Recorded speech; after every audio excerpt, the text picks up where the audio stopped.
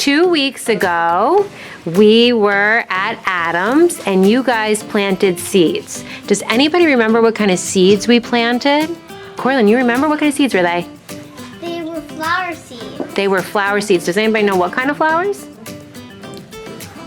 Oh, Amel might know. Amel? Sunflowers? No, they weren't sunflowers. It starts with an M. They were marigold seeds. So you guys planted marigold seeds, and you planted, how many little spaces was there in an egg carton? Does anybody remember how many little spaces there are? Ev, how many little spaces? 12 little spaces. So you guys planted 12 little seeds inside your egg cartons. And what I want you to do is tell everybody about what it was like taking care of them for 2 weeks, because you took care of your little seedlings for 2 weeks. So what was that like? Does anybody want to talk about what they had to do? Can somebody tell us, like, what was your job? You took care of them. What was your job? Audrina, what was your job? To water them. You had to water them. What did you use to water them? Does anybody want to tell me what they used to water them? Did you just like throw them in the shower? Charlie, how did you water them? You just dumped some water on them? Did anybody have like a special little container that they used? Corlin, what did you use to water yours? I used the bottle that Megan gave me. Yeah, and it's like a squirt bottle, and you just dripped water on them. So it looks like we have some varied results. I'm gonna zoom in here. So it looks like we have one little marigold there. I'm not sure if that's a marigold, but we got one little plant growing there. Cortland's got one little plant. Audrina, how many plants do you have? 1, 2, 3, 4, 5, 6, 7, 8, 9. And look at, I think, Callie. Wow. So I'd like to hear from Callie. Callie, where did you keep your seeds? Where did they live? Did they live inside or outside? In a window? Under your bed? In a window. And did you keep your box closed or open?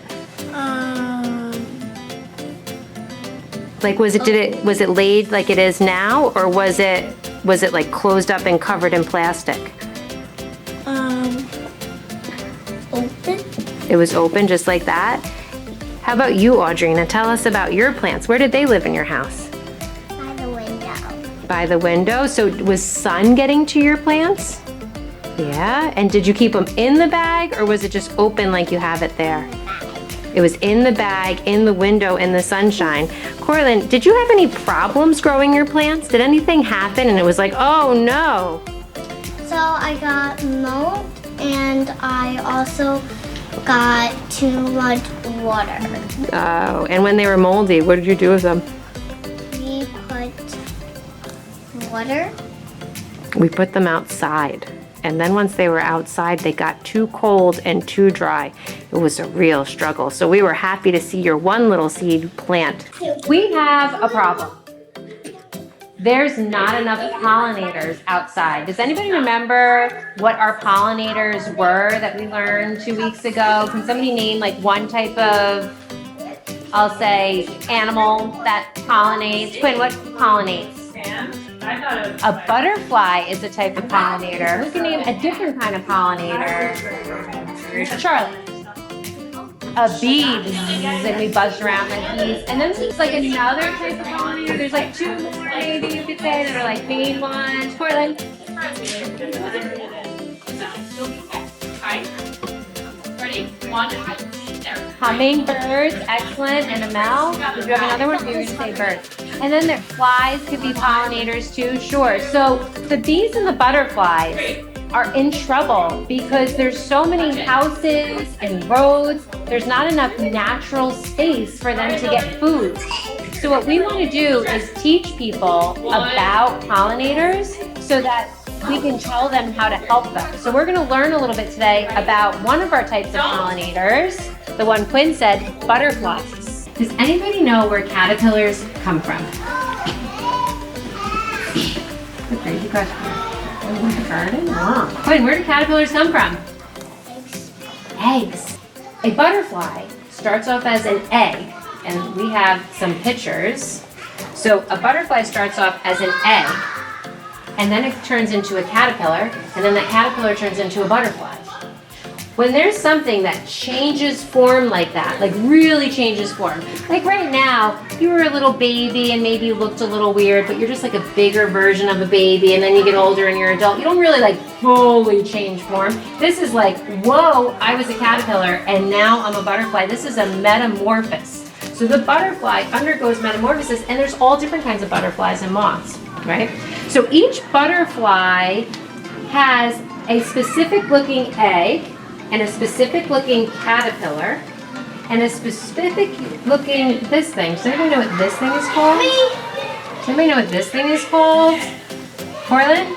A chrysalis. A chrysalis. There's another name for it too. Does anybody know the other name for it, Audrina? Cocoon. A cocoon, we could call it, sure. And there's like another word. It's really weird.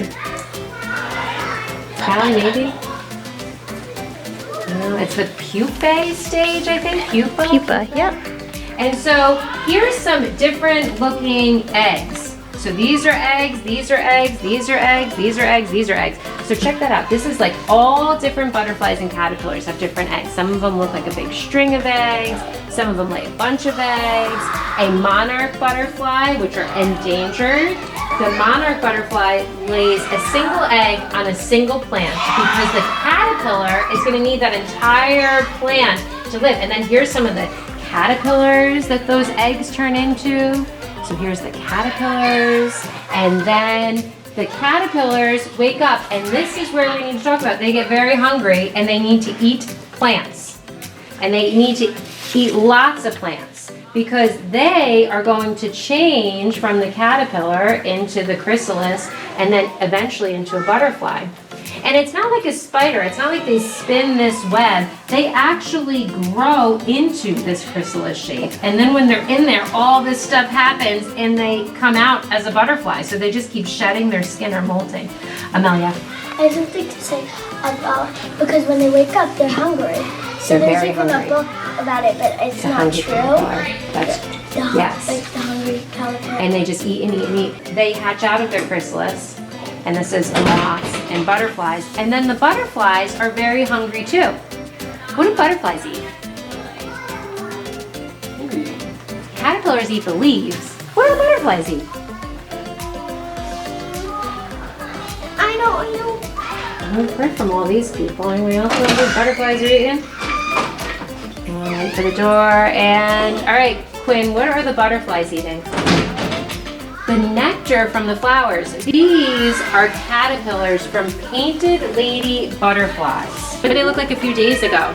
So they were really little, and you couldn't see their legs. They were like this small, and now they're like this big. Oh, I don't know about that big. So they were like really tiny. You could barely see any of their little legs, and now they keep getting fatter and fatter, and they're eating all that food on the bottom, and they're shedding their skin, oof, and they're getting bigger and bigger and bigger until eventually, soon, what will happen is the caterpillars will eat so much they'll be ready to grow into the chrysalis. So they'll go up on the top of the lid and they'll turn into a chrysalis. So hopefully when we see you guys again in 2 weeks, we'll be able to show you the caterpillar and their little chrysalis. And then 2 weeks after that, we should have butterflies, and we're going to release them in a park. This is what we're doing to help the pollinators. We planted marigold seeds, and we're going to put them out there because butterflies and bees are hungry. We're going to grow some butterflies and release them into the world because we need pollinators to pollinate the plants so that we can have things like tomatoes and strawberries and everything that has a seed. And we're making this video so that we could share this with the world. And then there's something else that we're going to do. And it involves, where do butterflies go in the winter? I don't see butterflies. You see butterflies? Who sees butterflies flying around in the snow?